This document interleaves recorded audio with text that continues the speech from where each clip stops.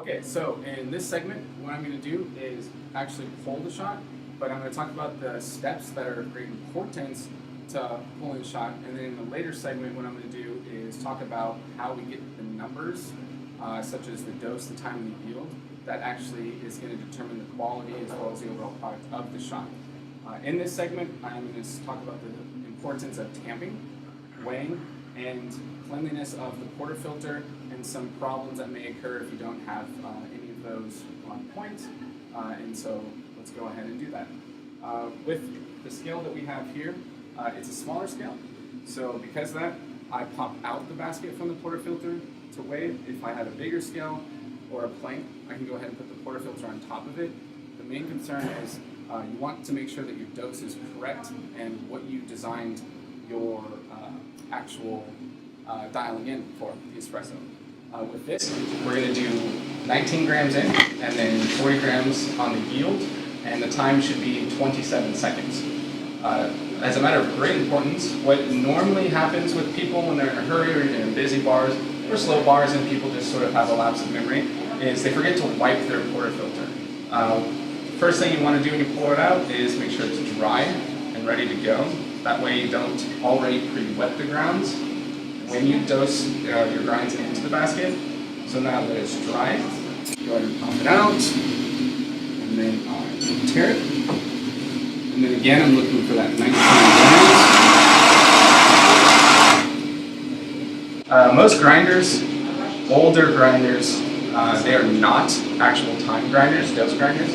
This is, depends upon the equipment that you get in your shop, but if you have a dose grinder, the beauty of them is now they've gotten so precise that you can actually get it down to a milligram. So with that, you can go ahead and just dial in a volume, it goes by time, pull the shot, good to go. Some that are not that way, the older ones, you have to then go ahead and weigh every shot. This one, doing for the sake that I'm doing a different dial in here and trying to show the differences. So we'll go ahead and see here, we have 21 grams, 0.5. So I'm going to go ahead and finger strike.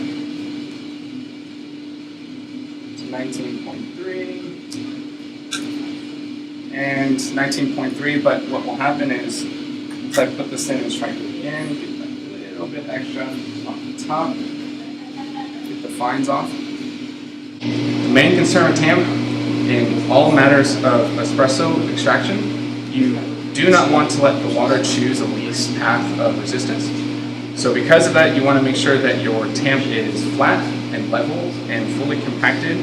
So when the water from the group head comes down on it, it goes ahead and creates an even extraction. One of the problems that you find, especially within the flavor of the espresso, is called a channeling. And what that happens is, literally there's a channel developed in the puck of coffee, either an uneven tamp, not level tamp, what have you, and it produces a bad flavor from the coffee because it utilizes an area of the coffee and over extracts that area. So it essentially pulls out more solubles from one part of the coffee in the puck than an even extraction from all of the parts of the coffee in the puck. So what I do is come up to it, level it. I like to go ahead and feel on the side. You don't have to do that, but I feel on the side to make sure it's level, tamp it down, polish it if you'd like. It's just a little flare that baristas do. Get the fines off the side. And then what we'll do is come over here in the machine. What we always want to do before we start pulling the shots is just make sure that it's actually flushed. Give a little purge. It's good to go. Warms up the screen. And then let's go ahead and put it in. And you want to go ahead and start your shot as quickly as you can. That way the puck's just not sitting in there. A little bit of condensation, you can start actually like pre-extracting the coffee. With this machine, there are types of machines that do that. It's a pre-infusion. This one doesn't have a pre-infusion. It just straight drops water and pulls the shot through. So again, we're going to be looking for that 40 grams.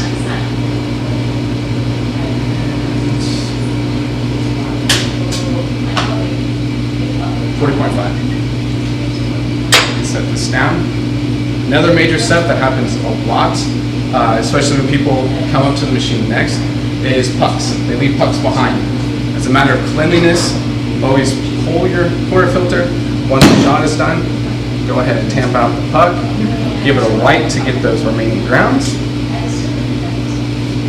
And then one last purge. And you're good to go.